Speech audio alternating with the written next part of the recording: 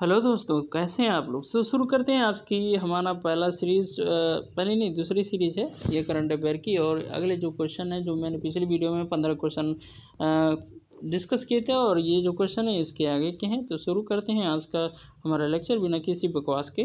तो पहला न्यूज़ है, जल शक्ति मंत्रालय द्वारा स्वच्छ भारत मिशन अकादमी का शुभारंभ किया गया है।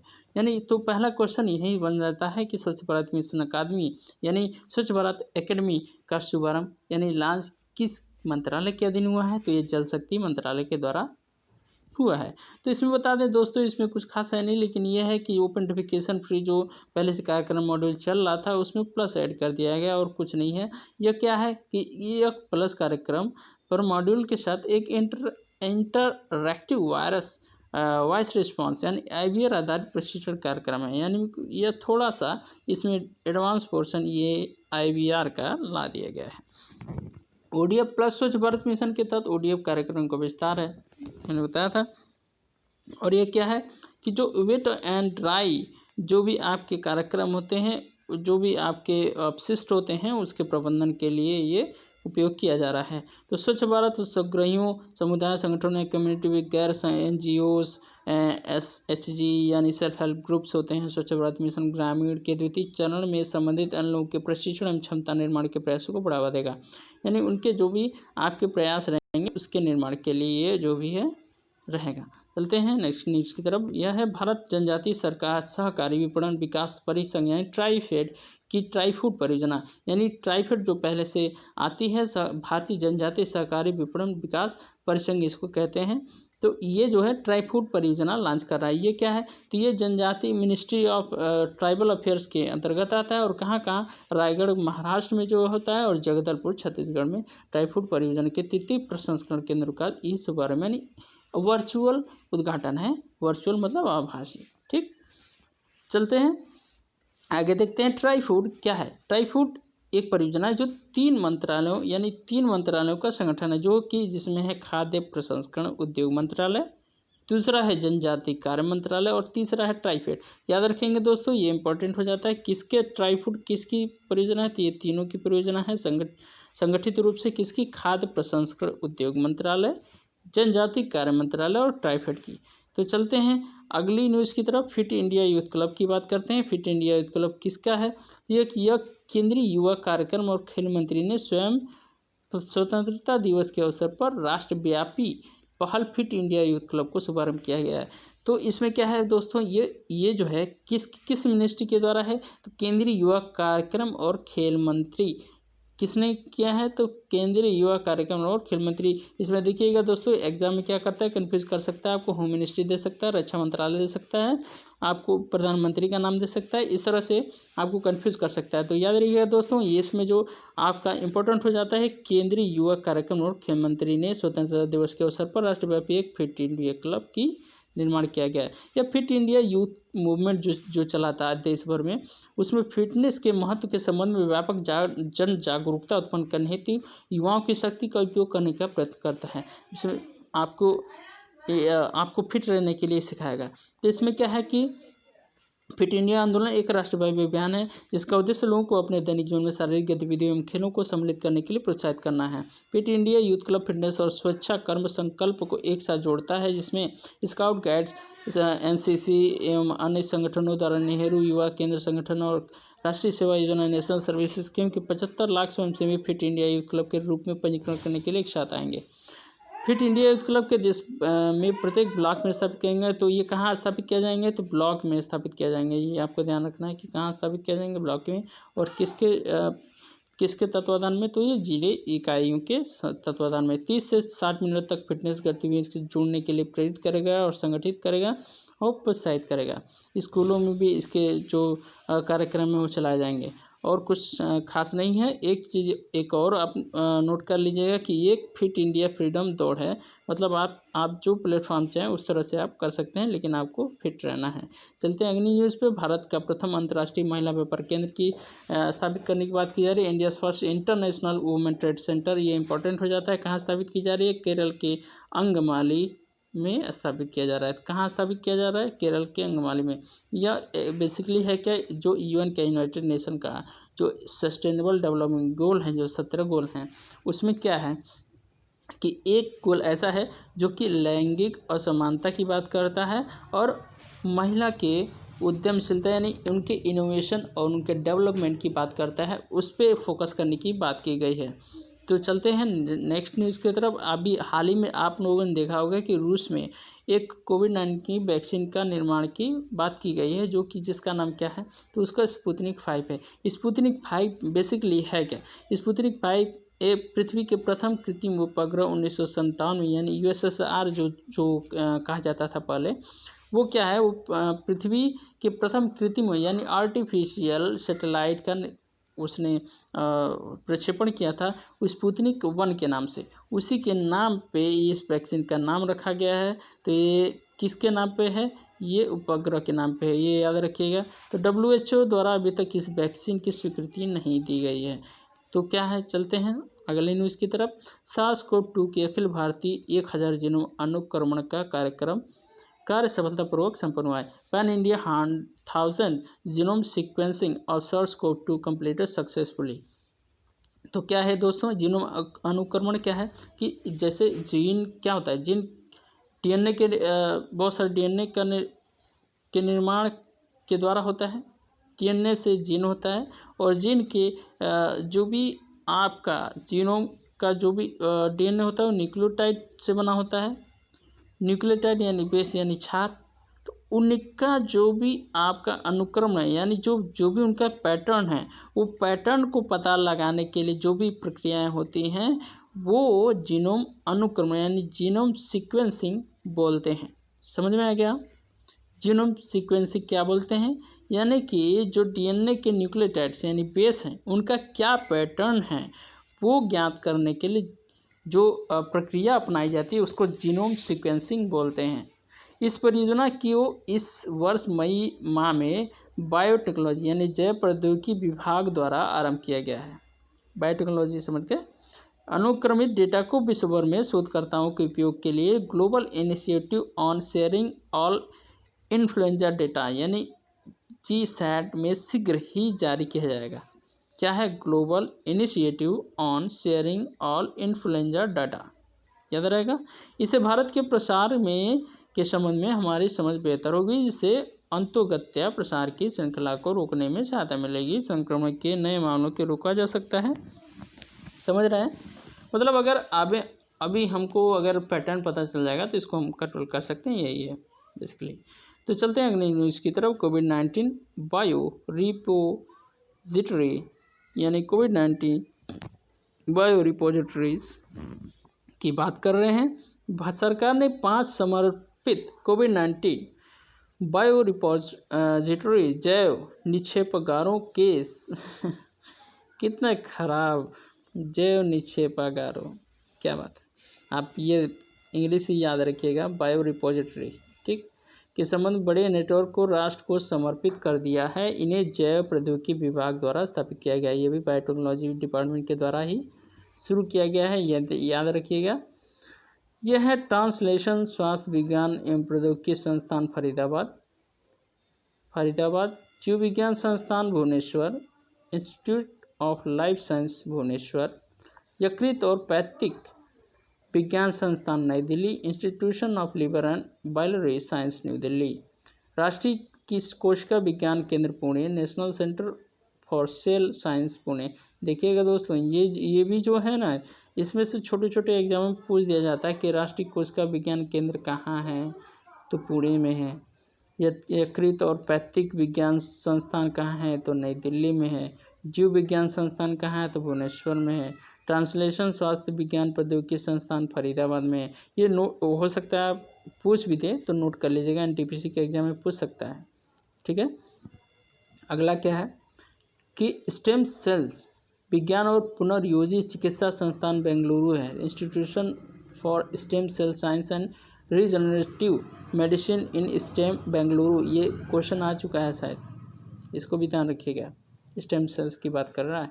इन जैव निक्षेपागारों को मुख्य उद्देश्य निष्क्रिय वायरस एवं नोजल स्वाब, मूलमूत्र, लार, सीरम, प्लाज्मा तथा सीरम सहित नैनादीन नमूनों का संग्रह आर्चिव करना है, ठीक।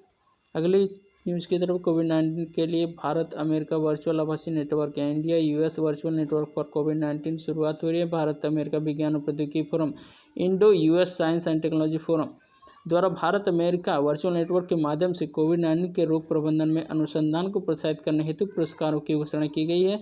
ये वर्चुअल नेटवर्क केंद्र पर शैक्षणिक समुदाय, प्रयोगशालाओं और उद्योग में संबंधित भारतीय अमेरिकी वैज्ञानिकों को पहले से विद्यमान अवसंरचना इंफ्रास्ट्रक्चर एवं दोनों पक्षों के भागीदारों द्वारा उपलब्ध वित्त पोषण का लाभ उठाकर संयुक्त अनुसंधान गतिविधियों को कार्यान्वित करने में सक्षम बनाने के लिए मंच प्रदान करते हैं।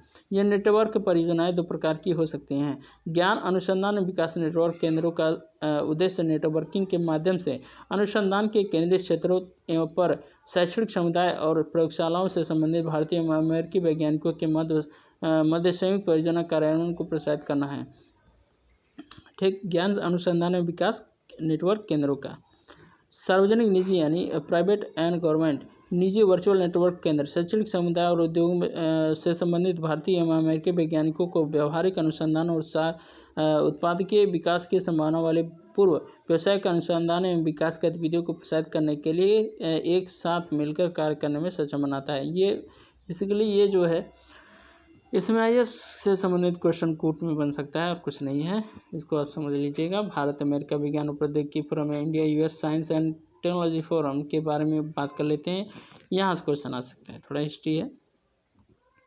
वर्ष 2000 में स्थापित IUSSTF भारत और अमेरिका दोनों सरकारों द्वारा संयुक्त रूप से वित्त पोषित एक स्वायत्त द्विपक्षीय संगठन है। बायलैटरल, समझ रहे हैं?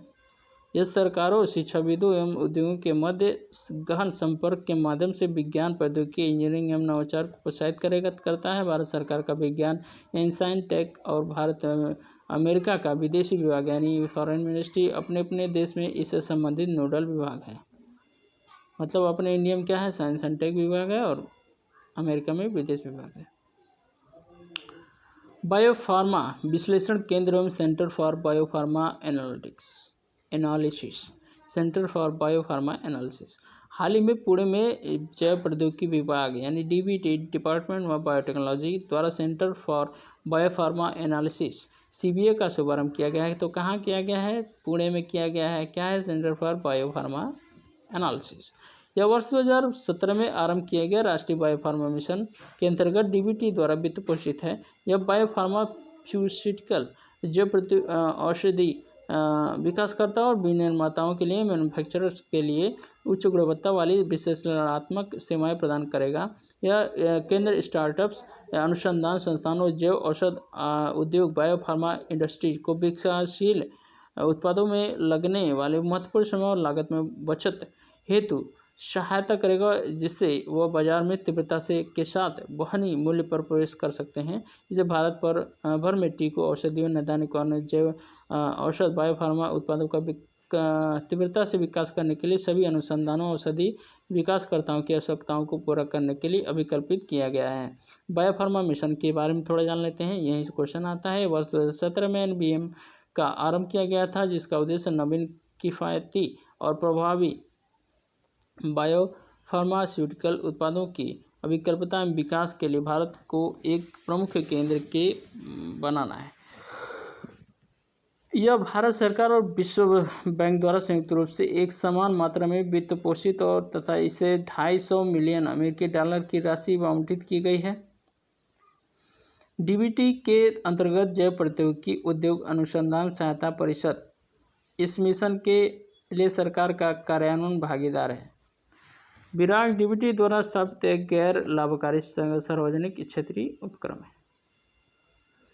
यूनाइटेड किंगडम यानी यूके द्वारा 3 मिलियन पाउंड के इनोवेशन चैलेंज फंड की शुरुआत की गई है। United kingdom launches 3 million innovation challenge fund in India. इस कोष का उद्देश्य कोविड-19 महामारी और जलवायु परिवर्तन से निपटने के लिए शैक्षणिक एवं उद्योग क्षेत्र के वैज्ञानिकों को सहायता प्रदान करना है। इस कोष के तहत दिए गए अनुदान तकनीकी साझेदारी के लिए की गई पहल के भाग हैं। इस साझेदारी को टेक क्लस्टर के नाम से जाना जाता है। ये टेक क्लस्टर विकासात्मक अवरोधों को समाप्त कर भारतीय टेक क्लस्टर के विकास में सहायता प्रदान करेंगे। आज की यह हमारा लास्ट न्यूज़ है और इम्पोर्टेंट भी है, तो इसके बारे में थोड़ा देख लेते हैं। विश्व स्वास्थ्य संगठन या WHO ने अफ्रीकी क्षेत्र को वाइल्ड पोलियो से मुक्त घोषित कर दिया है। वाइल्ड पोलियो समझ रहे हैं, अफ्रीका में इसका प्रकोप था अभी भी, तो WHO ने अभी यहाँ पे इसको वर्ल्ड पोलियो से मुक्त घोषित कर दिया है। WHO यानी विश्व स्वास्थ्य संगठन द्वारा जब वर्गीकृत क्षेत्र यानी WHO रीजन के सभी देशों में लगातार 3 वर्षों तक वाइल्ड पोलियो का कोई नया मामला प्रकट नहीं होता है, तब उसे क्षेत्र को पोलियो मुक्त क्षेत्र घोषित किया जाता है। यहाँ से क्वेश्चन बन सकता है कि कब पोलियो मुक्त घोषित किया जाएगा, तो लगातार 3 वर्ष तक। कन्फ्यूज कर सकता है कितने वर्ष, तो 3 वर्ष तक मामला अगर लगातार नहीं देखा गया तब उसको मुक्त घोषित किया जाता है। वर्तमान में एकमात्र पूर्वी मध्य सागर क्षेत्र को छोड़कर, जिसमें अफगानिस्तान और पाकिस्तान भी शामिल है, 6 WHO क्षेत्रों में से 5 क्षेत्र वाइल्ड पोलियो वायरस से मुक्त घोषित किए जा चुके हैं। 6 में से 5। वर्ष 2014 में भारत को WHO के दक्षिण पूर्व एशिया के क्षेत्र के तहत आधिकारिक रूप से पोलियो मुक्त घोषित किया गया था। मतलब इंडिया को कब घोषित किया गया था? 2014 में। पोलियो माइलाइटिस यानी पोलियो का अत्यधिक संक्रमण रोग जो तंत्रिका तंत्र को प्रभावित करता है, तो पोलियो तंत्रिका तंत्र को प्रभावित करता है, ये भी क्वेश्चन बन सकता है। वाइल्ड पोलियो वायरस के 3 प्रकार हैं, टाइप 1, टाइप 2 और टाइप 3 का। वर्तमान में केवल टाइप 1 वाइल्ड पोलियो वायरस ही संचारित हो रहा है। पोलियो वायरस के विरुद्ध 2 प्रकार के टीके दिए जाते हैं, तो कौन कौन से? IPV और OPV। IPV क्या है? इनएक्टिवेटेड पोलियो वैक्सीन, और दूसरा क्या है? Oral polio vaccine. तो इनएक्टिव पोलियो वैक्सीन की बात करते हैं, यह निष्क्रिय मृत पोलियो वायरस से निर्मित होता है तथा पोलियो के सभी उपभेदों से प्रतिरक्षा प्रदान करता है। समझ रहे हैं? मतलब कि अभी जो वायरस बन रहा है वो भी तो उसमें भी कोशिश किया जा रहा है, जो इनएक्टिव कोविड-19 वायरस है, SARS-CoV-2 है, उसका यूज़ किया जाए। बेसिकली क्या होता है, वही जो वायरस जो डेड हो चुके रहते हैं उसके सेल्स, वही क्या करते हैं, उससे एंटीबॉडी क्रिएट करते हैं और आपके रोगों से लड़ने की क्षमता प्रदान करते हैं। तो ये हो गया। और दूसरा है oral polio vaccine. Oral polio vaccine यानी OPV, इसमें एक जीवित छिड़ीकृत यानी दुर्बल यानी कमज़ोर वैक्सीन वायरस होता है। जब एक बच्चे को यह टीका लगाया जाता है तो दुर्बल वैक्सीन वायरस पोलियो वायरस की प्रतिक्रिया सृजित करता है, जिससे यानी एंटीबॉडी, जिससे एक सुरक्षात्मक प्रतिरक्षा प्रक्रिया सक्रिय हो जाती है। हालांकि कुछ मामलों में प्रतिकृति निर्माण के दौरान वैक्सीन वायरस आनुवंशिक रूप से परिवर्तित हो जाता है। इसे वैक्सीन व्युत्पन्न पोलियो वायरस कहा जाता है। अगर पूछा जाता है वैक्सीन उत्पन्न पोलियो वायरस क्या है, तो जो कि वैक्सीन निर्माण किया जा रहा है, यानी ओरल पोलियो वैक्सीन, जिसमें कहते हैं एक जीवित होता है जिससे दुर्बल होता है। अगर उसकी बॉडी कमज़ोर रही है और उसके साथ रिएक्ट करके कुछ दूसरा अगर उसने इन्फेक्शन कर दिया, तो उससे जो भी पोलियो होता है उसको हम बोलते हैं vaccine derived polio virus, VDPV। Bharat से उन्मूलन रोग यानी यास, पोलियो, गिनी, कृमि, स्मॉल पॉक्स, मातृ और नवजात टेटनस, इसकी हम बात कर ले थोड़ा डिटेल में। विश्व स्वास्थ्य संगठन द्वारा वर्गीकृत अफ्रीकी क्षेत्र, विश्व स्वास्थ्य संगठन द्वारा वर्गीकृत अमेरिकी क्षेत्र वर्ष 1994 में, विश्व स्वास्थ्य संगठन द्वारा वर्गीकृत दक्षिण पूर्व एशिया क्षेत्र 2014 में, जिसमें हमारा भारत आता है, और WHO द्वारा वर्गीकृत यूरोपीय क्षेत्र 2002 में, और विश्व स्वास्थ्य संगठन द्वारा वर्गीकृत पश्चिमी प्रशांत क्षेत्र हैं 2000 में। तो ये रहे हमारे आज के 10 क्वेश्चन। दोस्तों मैं उम्मीद करता हूँ ये लेक्चर आपको बहुत ही पसंद आया होगा, क्योंकि इसमें जो भी कंटेंट हैं वो विजन IAS के मैगजीन से हैं। दोस्तों ये PCS और IAS के प्रीलिम्स में बहुत इंपॉर्टेंट हो जाता है, और बाकी सब जितने भी वनडे एग्जाम है इससे बाहर नहीं जाने वाला है, इसमें से कहीं ना कहीं से क्वेश्चन उड़ जाएगा। सो दोस्तों ये था हमारा लेक्चर। आपको पसंद आता है कृपया इसे लाइक करें, शेयर करें और इसे ढेर सारा प्यार दें। नमस्कार।